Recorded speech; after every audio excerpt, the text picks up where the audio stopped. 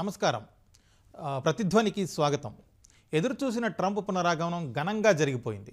అగ్రరాజ్యం అమెరికా అధ్యక్ష పదవిని రెండోసారి స్వీకరించిన వెంటనే America first, make America great again అంటూ పని మొదలుపెట్టేశారు ట్రంప్. వరుసగా ఎగ్జిక్యూటివ్ ఆర్డర్లు ఇచ్చేస్తూ తమ ప్రాధాన్యాలను చకచకా సెట్ చేసుకుంటూ పోతున్నారు. పౌరసత్వం, వీసాలు, సుంకాలు, అంతర్జాతీయ సంస్థల్లో భాగస్వామ్యాలు అన్నింటిపైన ఫటాఫట్ ఆదేశాలు ఇచ్చేస్తున్నారు. మరి ట్రంప్ 2.0 పూర్తిస్థాయి అజెండా ఎలా ఉండబోతుంది? ఆ ప్రభావం ప్రపంచంపైన, మరీ ముఖ్యంగా భారతదేశానికి సానుకూలమా? ముందున్నది సవాళ్ల పర్వమా? డాలర్ డ్రీమ్స్ వైపు ఆశగా చూసే విద్యార్థులు, వృత్తి నిపుణులకు వచ్చే 4 ఏళ్లు ఏంటి పరిస్థితి? ఇదే అంశంపై నేటి ప్రతిధ్వని. మన చర్చలో పాల్గొంటున్నవారు పులిపాక సంజయ్ గారు, లిటియో రీసెర్చ్ ఫౌండేషన్, అలాగే రాధా రఘురామపాత్రుని గారు, అంతర్జాతీయ వ్యవహారాల నిపుణులు. ముందుగా సంజయ్ గారు, అమెరికా అధ్యక్షుడిగా రెండోసారి బాధ్యతలు తీసుకున్న వరుస నిర్ణయాలు ప్రకటిస్తున్నారు ట్రంప్. ఈ ట్రంప్ 2.0 మీద ప్రపంచానికి ఇస్తున్న సంకేతాలు ఏంటి, ఎలా ఉన్నాయంటారు? ఒకటండి, ట్రంప్ మనకి తెలిసిందే అన్ప్రిడిక్టబుల్గా ఉంటారు. ఆయన నెక్స్ట్ ఏం చేయబోతున్నారు అన్న దాని మీద చెప్పడం చాలా కష్టం. గెలిచిన తర్వాత నుంచి ఊహించని విధంగా, ఉదాహరణకి కెనడా అమెరికాలో ఒక రాష్ట్రం అయితే బాగుంటుంది, కెనడా ఒక 51వ రాష్ట్రం అయితే బాగుంటుందని చెప్పడం జరిగిందండి. అలానే గ్రీన్లాండ్ కూడా యునైటెడ్ స్టేట్స్లో విలీనం చేస్తామని చెప్పడం జరిగిందండి. నిన్న తన ప్రసంగంలో పనామా కెనాల్ని కూడా మళ్ళీ అమెరికాలో కలిపేసుకుంటాం అని చెప్పడం జరుగుతుందండి. ఎన్నికల ముందు ఈ అంశాలు ప్రెసిడెంట్ ట్రంప్ వేదిక మీదకి తెస్తారని ఎవరూ ఊహించలేదండి. సో దీన్ని బట్టి మనకి చూస్తే తెలుస్తుంది ఏంటంటే, ట్రంప్ పరిపాలన చాలా అన్కన్వెన్షనల్గా ఉంటుంది, అన్ప్రిడిక్టబుల్గా ఉంటుందని చెప్పచ్చండి. తెలిసిన విషయమే. కానీ ఈసారి ఇంతకుముందు ప్రెసిడెంట్ ఆయన 45th ప్రెసిడెంట్గా చేసినప్పుడు కంటే చాలా కాన్ఫిడెంట్గా అడుగులు ముందుకు వేసుకుంటూ వెళ్తున్నారు. తన టీంని ముందుగానే తయారు చేయడం జరిగింది, బలమైన టీంని క్రియేట్ చేశారు. దానివల్ల కూడా నిన్న పెద్ద ఎత్తున ఎగ్జిక్యూటివ్ ఆర్డర్స్ అంటారండి, అవి ఇవ్వటం జరిగింది. అంటే ఒక నిర్దిష్టమైన ప్రణాళికతో ఆయన ముందుకు వెళ్తున్నట్టు సంకేతాలు మనకి తెలుస్తూనే ఉన్నాయి. అలానే కాకుండా అంతర్జాతీయ విషయాలకు వస్తే కనుక, వరల్డ్ హెల్త్ ఆర్గనైజేషన్ నుంచి అమెరికా వైదొలుగుతుందని నిన్న ఎగ్జిక్యూటివ్ ఆర్డర్ ఒకటి ఇవ్వటం జరిగిందండి. వరల్డ్ హెల్త్ ఆర్గనైజేషన్కి యునైటెడ్ స్టేట్స్ చాలా డబ్బులు ఇస్తోంది, అమెరికా చాలా డబ్బులు ఇస్తోంది, కానీ మాకు దాని నుంచి పెద్దగా లాభం చెందట్లేదు అని వాళ్ళు వాదించడం జరుగుతుందండి, ట్రంప్ టీం ముఖ్యంగా. అలానే ప్యారిస్ క్లైమేట్ అకార్డ్, అంటే వాతావరణంలో వస్తున్న మార్పులకి అన్ని దేశాలు కలిసి ప్యారిస్లో ఒక క్లైమేట్ అగ్రిమెంట్ చేసుకోవటం జరిగిందండి. దాంతో మేము ఏకీభవించాం. క్లైమేట్ చేంజ్తో సంబంధం లేకుండా మేము ఎనర్జీ అంటే ఆయిల్ని బాగా ఎక్స్ప్లాయిట్ చేస్తాం దేశంలో, దానివల్ల మాకు ఇన్ఫ్లేషన్ తగ్గుతుందని పెద్ద ఎత్తున చెప్పడం జరిగిందండి. ఒక విధంగా చూస్తే అమెరికా ఆయిల్ ప్రొడక్షన్ కనుక, చమురు ఉత్పత్తిని కనుక పెంచగలిగితే ప్రపంచంలో ఉన్న ఆయిల్ ప్రైసెస్ తగ్గే అవకాశం ఉంది. దానివల్ల మనం కూడా లాభపడతామండి. ఆయిల్ ప్రైసెస్ తగ్గితే ఇన్ఫ్లేషన్ అన్ని దేశాల్లో కూడా తగ్గుతుంది. అలానే ఇంకోటి చూసుకుంటే, టారిఫ్స్ విషయంలో చాలా దేశాలకి కొంత ఆందోళనగా ఉందండి. ఉదాహరణకి వివిధ దేశాల మీద ఎవరైతే అమెరికాకి ఎగుమతులు చేస్తున్నారో వారు అమెరికాకి తిరిగి ఎక్స్పోర్ట్ చేసే అవకాశాలు ఇవ్వకుండా టారిఫ్స్ ఎక్కువగా పెడుతున్నారు, వాళ్ళ మీద మేము చర్యలు తీసుకుంటాం అని ఆయన చెప్పడం జరుగుతుందండి. సో వాణిజ్య రంగంలో, ప్రపంచ వాణిజ్య రంగానికి ఎటువంటి విఘాతం కలగకుండా టారిఫ్స్ వేస్తారా లేదా అన్న దాని మీద కొంత ఆందోళన ఉందండి. ఓవరాల్గా చూసుకుంటే వస్తున్న సంకేతం చాలా నిర్దిష్టమైన ప్రణాళికతో ఆయన ముందుకు వెళ్తున్నారు. చాలా సర్ప్రైజింగ్ డెసిషన్స్ ఉంటాయి. మనం అందరం ఈ సర్ప్రైజింగ్ డెసిషన్స్ని ఎలా మన దేశాలు నావిగేట్ చేయాలి, ఎలా ఈ సర్ప్రైజ్ డెసిషన్స్తో మనం రెస్పాండ్ అయ్యి ముందుకు వెళ్ళాలన్న దాని మీద మనం కూడా కొంత ప్రణాళికలు తయారు చేసుకోవాల్సిన అవసరం ఉంటుందండి. Okay sir. రాధగారు, ఇప్పుడు మిగిలిన దేశాల సంగతి ఏమో కానీ, అధ్యక్షుడిగా ట్రంప్ విధానాలు, నిర్ణయాల ప్రభావం ముఖ్యంగా భారతదేశం పైన ఏ విధంగా ఉండబోతుందని మీరు భావిస్తున్నారు? ముఖ్యంగా భారతదేశంపై ప్రభావం కోసం ఆలోచిస్తే, ముఖ్యంగా టారిఫ్స్ అండ్ ఇమిగ్రేషన్, ఈ 2 పాలసీ ఎఫెక్ట్స్ భారతదేశంపై పడనున్నాయి.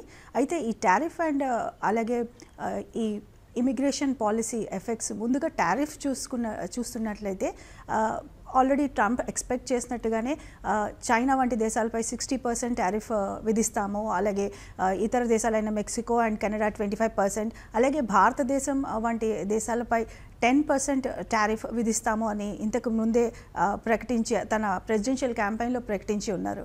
సో ముఖ్యంగా టారిఫ్స్ కనుక ఇదే పాలసీ కనుక తను ముందుకు వెళ్ళినట్లయితే భారతదేశం అమెరికాకి ఎక్స్పోర్ట్ చేస్తున్నటువంటి ముఖ్యంగా ఈ మ్యానుఫ్యాక్చర్ సెక్టర్ ప్రోడక్ట్స్ అయితేనేమి కానీ, అలాగే ఎలక్ట్రానిక్స్ అయితేనేమి కానీ, అలాగే ఇతర ఐటీ ఎక్స్పోర్ట్స్ అయితేనేమి కానీ, అలాగే మెటల్ ఎక్స్పోర్ట్స్ అయితేనేమి కానీ, సో వీటన్నిటిపై ప్రభావం చూపనున్నాయి. అలాగే ముఖ్యంగా ఈ కమర్షియల్ కార్పొరేట్ ట్యాక్స్ పైన కూడా తన విధానాన్ని ప్రకటించారు. ఈ కార్పొరేట్ ట్యాక్స్ కార్పొరేట్స్కు 15% వరకు తగ్గిస్తానని చెప్పేసి తను ఇంతకుముందే ప్రకటించి ఉన్నారు. సో ఈ కార్పొరేట్ ట్యాక్స్ విధానం కనుక చూసుకున్నట్లయితే భారతదేశం నుంచి అమెరికాలో ఇన్వెస్ట్ చేసినటువంటి ఈ కార్పొరేట్స్ అన్నిటికీ కూడా ఒక పాజిటివ్ ఇంపాక్ట్ ఉంటుందని ఇక్కడ మనం గమనించవచ్చు. అలాగే ముఖ్యంగా ఇమిగ్రేషన్ పాలసీ ఆల్రెడీ ఒక ఎగ్జిక్యూటివ్ పాలసీ తను పాస్ చేశారు ఆల్రెడీ. సో ఈ ఎగ్జిక్యూటివ్ పాలసీ ద్వారా సిటిజన్షిప్ బై బర్త్ అనేది ఇప్పటికే తను ఎండ్ చేసిన విధానం మనకు కనిపిస్తుంది. సో దీని యొక్క ఇంపాక్ట్ భారతదేశం నుంచి అక్కడికి వెళ్ళిన ఇమిగ్రెంట్స్ అలాగే వాళ్లకు పుట్టబోయే సంతానంపై సిటిజన్షిప్ పై తీవ్రమైన ప్రభావం చూపిస్తుంది. అలాగే దీంతోపాటు ఈ H1B వీసా, ఈ వర్కింగ్ వీసా ఏదైతే ఉందో చాలామంది ఇమిగ్రెంట్స్ నియర్లీ యుఎస్లో 5.4 మిలియన్ భారతీయులు ఉన్నారు. అయితే దీంతో nearly 2/3 of them are immigrants.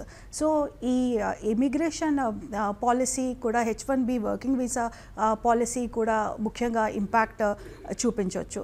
ముఖ్యంగా ఐటీ ఫర్మ్స్ ఎవరైతే ఉన్నారో వాళ్ళు భారతదేశం నుంచి వెళ్తున్నటువంటి ఈ సాఫ్ట్వేర్ ప్రొఫెషనల్స్ని రిక్రూట్ చేస్తూ వాళ్ళపై ఆధారపడుతూ ఉన్నారు. సో ఒక్కసారి H1B వీసా పాలసీ క్లియర్గా దానిపై ఏమైనా రెస్ట్రిక్షన్స్ విధించినట్లయితే ముఖ్యంగా దీనిపై సాఫ్ట్వేర్ ప్రొఫెషనల్స్పై ప్రభావం చూపిస్తుంది. సో అలాగే ఈ యాంటీ చైనా పాలసీ ఒకవేళ ట్రంప్ కనుక తన యాంటీ చైనా పాలసీ విధానం కనుక కొనసాగించినట్లయితే దీని ప్రభావం భారతదేశంపై పాజిటివ్గా ఉండొచ్చని మనం ఇక్కడ ఒక అనాలిసిస్ చేయొచ్చు. ముఖ్యంగా యాంటీ చైనా పాలసీ విధానంతో కనుక ముందుకు వెళ్ళినట్లయితే ఈ చైనాపై 60% సుంకాలు ఏవైతే ట్రంప్ అనౌన్స్ చేసినట్లుగా ఫ్యూచర్లో విధించినట్లయితే ముఖ్యంగా భారతదేశం నుంచి ఎక్స్పోర్ట్ అవుతున్న ఎలక్ట్రానిక్స్ కానీ, అలాగే మెటల్స్ కానీ, టెక్స్టైల్స్ కానీ, ఫార్మస్యూటికల్స్ కానీ, ఐటీ ఎక్స్పోర్ట్స్ కానీ వీటి భారతదేశం నుంచి ఎక్స్పోర్ట్ వాల్యూమ్స్ పెరగచ్చు. సో ఇది ఒక పాజిటివ్ ఇంపాక్ట్ అని మనం ఇక్కడ ఒక ఆలోచన చేయొచ్చు. సంజయ్ గారు, ఇప్పుడు అక్రమ వలసల గురించి ప్రత్యేకంగా మాట్లాడుకుంటే ప్రస్తుతం అమెరికాలో ఇలా అక్రమ వలసదారులు 1,10,00,000 పైగా ఉన్నారు అని అంటున్నారు. వాళ్ళందరినీ ట్రంప్ ఏం చేసే అవకాశం ఉంది? ప్రస్తుతానికైతే national emergency on southern border అని నిన్న అనౌన్స్ చేయడం జరిగిందండి. నిన్న ప్రెసిడెంట్ ట్రంప్ తన వ్యాఖ్యలు చేస్తున్నప్పుడు ముఖ్యంగా మెక్సికో బార్డర్కి సంబంధించి కొంత నిర్ణయాలు తీసుకోవడం జరిగింది. ప్రస్తుతం ఇనీషియల్గా మొదటి స్టేజెస్లో అక్రమ వలసలు ఆపటం ఎలా అన్న దాని మీద ఫోకస్ ఉంది, కానీ ఉన్న వాళ్ళని ఎలా తీసుకువెళ్ళాలి వేరే దేశాలకు అన్న దాని మీద ఇంకా క్లియర్ అయిన ప్రణాళిక ఆయన ప్రకటించడం జరగలేదండి. నేషనల్ ఎమర్జెన్సీ అంటే ఏమవుతుందంటే మెక్సికోకి చుట్టుపక్కల ఉన్న అమెరికా రాష్ట్రాలు ఏవైతే ఉన్నాయో టెక్సస్ లాంటి వాటివి, అక్కడ అమెరికన్ మిలిటరీ డిప్లాయ్ చేసి అక్రమంగా వస్తున్న వలసదారులను ఆపడే ప్రయత్నం చేయటం జరుగుతుందండి. నెక్స్ట్ 10-20 డేస్లో ఒక ప్లాన్ తయారు చేయాలని మిలిటరీకి చెప్పడం కూడా జరిగిందండి. సో మొదటి స్టేజ్ ఏం తీసుకుంటున్నారంటే అక్రమంగా వస్తున్న వాళ్ళని ఆపటం మీద ఫోకస్ చేయడం జరిగిందండి. ఇంతకుముందు ప్రెసిడెంట్ బైడెన్ హయాంలో ఎవరన్నా అక్రమ వలసదారులు దేశంలోకి వస్తే వాళ్ళని అరెస్ట్ చేసి రిలీజ్ చేసి తర్వాత కోర్టులలో కేసు నడిచి దాన్ని బట్టి వాళ్ళకి అసైలం ఇవ్వచ్చా, దేశంలోకి రానియకూడదా అన్న దాని మీద చర్చ నడిచేదండి. నిన్న ట్రంప్ అనౌన్స్ ఏం చేశారంటే తను ఇంతకుముందు పాటించిన విధానమే రిమైన్ మెక్సికో పాలసీ అని స్టార్ట్ చేశారండి. దాని ప్రకారంగా ఏంటంటే ఎవరైనా వలసదారులు కనుక పట్టుబడితే బార్డర్ క్రాస్ చేస్తూ అక్రమంగా అక్రమంగా అమెరికా బార్డర్ని క్రాస్ చేస్తూ కనబడితే కనుక వాళ్ళని అరెస్ట్ చేసి మెక్సికోకు పంపించేస్తారండి. మెక్సికోలో కోర్టులు అవి వాటి ద్వారా అమెరికాలో రావచ్చా రాకూడదా అన్న నిర్ణయం అక్కడ జరుగుతుందండి. సో అమెరికాలో అడుగు పెట్టే అవకాశాన్ని తగ్గించే పెద్ద ఎత్తున ప్రయత్నం నడుస్తుందండి. తర్వాత దేశంలో అక్రమంగా ఉన్నటువంటి వాళ్ళ మీద క్రిమినల్ కేసెస్ ఏమన్నా ఉన్నా వాళ్ళు దేశాల్లో జైల్స్లో ఉన్న వాళ్ళందరినీ పట్టుకుని వాళ్ళ దేశాలకు తిరిగి పంపించే ప్రయత్నం చేస్తామని చెప్పడం జరిగిందండి. కానీ జైల్స్లో ఉన్నవాళ్ళు, క్రిమినల్ కేసెస్ ఉన్నవాళ్ళు, వాళ్ళు అసలు ఒరిజినల్గా ఏ దేశం నుంచి వచ్చారు అని ఎలా నిర్ధారణ జరుగుతుంది అన్న దాని మీద మనకి ఇంకా క్లారిటీ లేదండి. కాకపోతే ఓవరాల్గా అక్రమ వలసల మీద పెద్ద ఎత్తున చర్యలు తీసుకున్నట్టు కనబడుతోంది. ఎందుకంటే రిపబ్లికన్ పార్టీలో, ముఖ్యంగా ట్రంప్ ఫాలోవర్స్లో అక్రమ వలసదారులను దేశంలోకి తెచ్చి డెమోక్రటిక్ పార్టీ రాజకీయంగా ఓట్లు పెంచుకుని బలపడుతోంది అన్న ఆలోచన వాళ్ళల్లో ఉందండి. దానివల్ల ఈ పెద్ద ఎత్తున చర్యలు కూడా తీసుకోవడం జరుగుతోంది. రాధా గారు, ఇదే విషయాన్ని భారతదేశం యాంగిల్లో చూస్తే ఇప్పటికే అక్కడ ఉన్నటువంటి మన వాళ్ళ పరిస్థితి ఏంటి, ఏం జరిగే అవకాశం ఉంది? ముఖ్యంగా చెప్పినట్లు 5.4 million Indians United States of అమెరికాలో ఉన్నారు. అయితే ముఖ్యంగా దీనిలో 2/3 ఆఫ్ దెమ్ ఈ ఇమిగ్రెంట్సే మనకి కనిపిస్తున్నారు. ముఖ్యంగా ఇప్పుడు ట్రంప్ ఆల్రెడీ ఇచ్చిన ఎగ్జిక్యూటివ్ ఆర్డర్ వల్ల సో సిటిజన్షిప్ బై బర్త్ అని ఆల్రెడీ చాలామంది ఒక ప్లాన్డ్గా యుఎస్లోని వాళ్ళ బేబీ పుట్టే విధంగా ప్లాన్ చేసుకునేవారు. సో దీనివల్ల ఆల్రెడీ యుఎస్ సిటిజన్షిప్ ఈజీగా వస్తుంది అలాగే పిల్లలకి అని చెప్పి సో ఆల్రెడీ దీన్ని కంప్లీట్గా ఎగ్జిక్యూటివ్ ఆర్డర్ ద్వారా ఎండ్ చేయటం జరిగింది. అలాగే ఇప్పుడు రాబోయే కాలంలో ఈ H-1B వీసాస్ కూడా కంప్లీట్గా టైట్ చేసినట్లయితే ముఖ్యంగా యునైటెడ్ స్టేట్స్ ఆఫ్ అమెరికాలో $1 మిలియన్ డ్రీమ్స్తో వెళ్ళబోయే యునైటెడ్ స్టేట్స్ ఆఫ్ అమెరికాకు వెళ్ళబోయే ఇండియన్స్ కానీ సాఫ్ట్వేర్ ప్రొఫెషనల్స్ పై కూడా తీవ్రమైన ఇంపాక్ట్ మనకి కనిపిస్తుంది. అలాగే యునైటెడ్ స్టేట్స్ ఆఫ్ అమెరికాలో ఇండియా నుంచి ఆపరేట్ అవుతున్నటువంటి ఐటీ ఫర్మ్స్ వీళ్ళందరూ కూడా అక్కడ యుఎస్ నుంచి హైర్ చేసుకోవాల్సిన పరిస్థితి, దీనివల్ల కాస్ట్ ఆఫ్ హైరింగ్ అన్నది పెరగడం జరుగుతుంది. అయితే ఇక్కడ మరొక ఆలోచన ఏంటంటే ఒకవేళ ట్రంప్ కనుక ఈ యాంటీ చైనా పాలసీతో కనుక ముందుకు వెళ్ళినట్లు అయితే సో దాని ద్వారా ముఖ్యంగా ఇప్పటి వరకు చైనాతో వచ్చినటువంటి అలాగే చైనా ఆపరేట్ చేస్తున్నటువంటి ఎస్పెషలీ ఐటీ ఆర్టిఫిషియల్ ఇంటెలిజెన్స్ కానీ క్లౌడ్ కంప్యూటింగ్ కానీ అలాగే మిగిలిన ఐటీ సెక్టర్ జాబ్స్ అయితే ఏమైతే ఉన్నాయో అలాగే వీటన్నిటి వల్ల భారతదేశంలో స్కిల్డ్ ఇమిగ్రెంట్స్ కానీ అలాగే స్కిల్డ్ ఐటీ ప్రొఫెషనల్స్కి న్యూ వేస్ ఓపెన్ అయ్యే ఛాన్సెస్ కూడా ఇక్కడ మనకి కనిపిస్తున్నాయి. ముఖ్యంగా భారతదేశంతో United States of America technology పరంగా కానీ ఎనర్జీ అలాగే కమోడిటీ స్పెసిఫిక్ అలాగే డిఫెన్స్ కొలాబరేషన్స్తో ముందుకు వెళ్ళవచ్చని మనం ఇక్కడ ఒక అంచనా వేయవచ్చు. ఈ బయలాటరల్ ట్రీటీస్ కనుక ఫుల్ఫిల్ అయితే ఇది న్యూ వేస్ ఆఫ్ జాబ్స్ అని కూడా భారతదేశం నుంచి వెళ్ళే స్కిల్డ్ ప్రొఫెషనల్స్కి ఓపెన్ చేసే పరిస్థితి కూడా మనకు కనిపిస్తుంది. ఓకే సంజయ్ గారు, ఇప్పుడు అన్నింటికంటే ముఖ్యంగా H-1B వీసాలకు సంబంధించి అమెరికా వర్క్ వీసాల విషయంలో ఇకపైన ఏం జరగవచ్చు అంటారు? భారత్పై దాని ప్రభావం ఏ విధంగా ఉంటుంది? ఇందాక రాధా గారు చెప్పినట్టండి H-1B వీసాలు అన్నది చాలా ఇంపార్టెంట్ ఎలిమెంట్ అండి మన సాఫ్ట్వేర్ ఇండస్ట్రీకి. మనకు తెలిసిన విషయమే 1990sలో ఈ H-1B వీసా ప్రక్రియ ఊపందుకుంది. ట్రంప్ పార్టీలో కనుక చూసుకున్నట్టయితే రిపబ్లికన్ పార్టీలో 2 వర్గాలు ఉన్నాయండి. H-1B వీసా మీద విభిన్నమైనటువంటి ఆలోచన విధానాలు ఉన్నటువంటి 2 వర్గాలు ఉన్నాయి. ఒకటి స్టీవ్ బ్యానన్, ఈ Republican party hard core elements ఎవరైతే ఉన్నారో వాళ్ళందరూ అసలు H-1B వీసా ఒక స్కాము, దాన్ని తీసేయాలి, ఇదేమీ మనకి పనికిరాదు అని చెప్పడం జరుగుతుందండి. మరో పక్కన చూసుకుంటే ఎలాన్ మస్క్ లేదా వివేక్ రామస్వామి ఇలాంటి వాళ్ళందరూ కూడా H-1B వీసా వల్ల ఎంతోమంది టాలెంటెడ్ స్కాలర్స్ కానివ్వండి, ఇంజనీర్స్ కానివ్వండి మన దేశానికి వస్తున్నారు. వాళ్ళని వాడుకుని అమెరికా కంపెనీలు ఎంతో లబ్ధి పొందుతున్నాయి, తద్వారా అమెరికా ప్రజలు లాభ పొందుతున్నారని వాదన జరుగుతోందండి.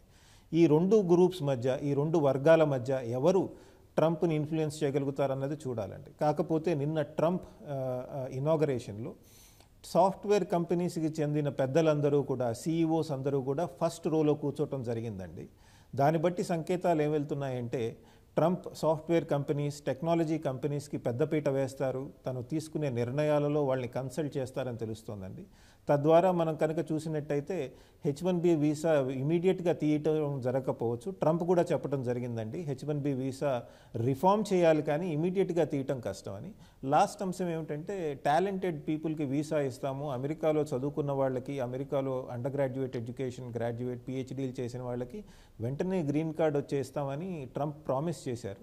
దాని మీద ఏమన్నా ఆయన అడుగులు ముందుకు వేస్తారా లేదా అని మనం వేచి చూడాల్సి ఉంటుందండి.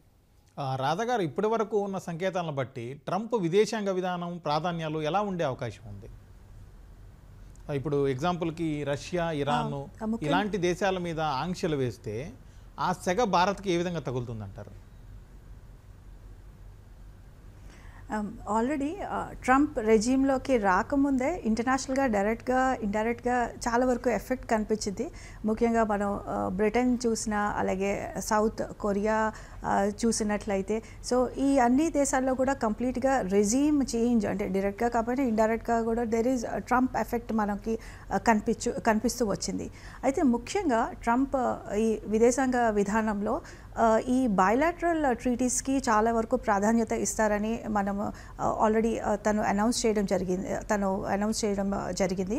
సో దీంతో పాటుగా ముఖ్యంగా ఈ వార్కి ఫైనాన్సింగ్ ఆఫ్ వార్ నుంచి కంప్లీట్గా దూరంగా ఉంటారనే మనం ఇక్కడ ఒక ఆలోచన చేయవచ్చు. ముఖ్యంగా తన లాస్ట్ రెజీమ్లో చాలా క్లోజ్గా ఇరాన్తో వార్కి వెళ్ళిన పరిస్థితిలో కూడా కంప్లీట్గా వార్ అంటూ జరగలేదు. కాబట్టి ముఖ్యంగా ఈ వార్ విధానంలో, వార్ పాలసీస్లో కూడా ట్రంప్ దూరంగా ఉంటారని ఇక్కడ మనం ఒక ఆలోచన చేయొచ్చు. అయితే ముఖ్యంగా ఈ పారిస్ అగ్రిమెంట్ నుంచి తను బయటకు వెళ్ళిపోవడం జరిగింది. అలాగే తను రెజీమ్లో ఉన్న ఫస్ట్ టైం కానీ, అలాగే ఇప్పుడు కూడా ముఖ్యంగా ఈ నాటో గ్రూప్స్ వంటి ఆర్గనైజేషన్స్లో ఇతర దేశాలకి మీ యొక్క కాంట్రిబ్యూషన్ కూడా పెంచాలి అని చెప్తూ వస్తున్నటువంటి పరిస్థితి. కాబట్టి కంప్లీట్గా ఈ తను ఎకనామిక్ పాలసీ రిఫార్మింగ్, అలాగే అమెరికాను ముందుకు తీసుకువెళ్ళే పరిస్థితిలో ఈ బయలాటరల్ ట్రీటీస్ అని ఉంటాయని చెప్పేసి, అలాగే మల్టీలాటరల్ ట్రీటీస్ ఉంటాయని చెప్పి ఇక్కడ మనం ఆలోచన చేయొచ్చు. కాబట్టి ఆల్రెడీ భారతదేశంతో కూడా ట్రంప్ టెక్నాలజీ కానీ, డిఫెన్స్ కానీ, ఎనర్జీ కానీ, అలాగే కమోడిటీస్ కానీ, ఇలాంటి అంశాల్లో, ఇలాంటి సెక్టర్స్లో ట్రీటీస్ చేసుకునే అవకాశం పుష్కలంగా ఉందని మనం ఇక్కడ భావించవచ్చు. సంజయ్ గారు, ఇక యుద్ధాలకు సంబంధించి మాట్లాడుకుంటే ట్రంప్ మొదటి దఫాలో పెద్దగా యుద్ధాలు లాంటివి ఏమీ జరగలేదు దాదాపుగా. అలాగే తాను వస్తే ప్రస్తుతం జరుగుతున్న యుద్ధాలను కూడా ఆపేస్తానని చెప్పి ఆయన చాలా క్లియర్గా చెప్పారు. అన్నట్లుగానే ఈయన రావడానికి కొన్ని రోజుల ముందే ఇజ్రాయిల్, హమాస్ మధ్య శాంతి ఒప్పందం కూడా కుదిరింది. మిగిలిన దేశాల మధ్య ఆయన ప్రభావం, యుద్ధాలు, ఈ సమస్యల విషయంలో ట్రంప్ ప్రభావం ఏ విధంగా ఉండొచ్చు? అవునండి, మీరు చెప్పినట్టు ఇజ్రాయెల్ హమాస్ మధ్య ఒప్పందం కుదిరింది. హోస్టేజెస్ ఎవరైతే బందీల్ని వాళ్ళు తీసుకున్నారో హమాస్ వాళ్ళని విడుదల చేయడం జరిగింది. దానికి కారణం నేనే అని ట్రంప్ నిన్న ప్రసంగంలో చెప్పడం కూడా జరిగిందండి. ఇంకోటి చూసుకుంటే యుక్రెయిన్, రష్యా మధ్య యుద్ధాన్ని కూడా నేను తొందరలోనే ఆపుతాను, అసలు మొదటి రోజే ఆపుతానని తన ఎలక్షన్ క్యాంపెయిన్లో చెప్పడం జరిగింది. కాకపోతే గత కొద్ది రోజులుగా ట్రంప్ ఏం చెప్తున్నారంటే, కొద్దిగా జటిలమైన సమస్య యుక్రెయిన్, రష్యా, కానీ దాన్ని తొందరగా మనం ఏదో ఒక శాంతి చర్చల ద్వారా దాన్ని ముగించాలి అన్న వాదన ముందుకు పెట్టడం జరిగిందండి.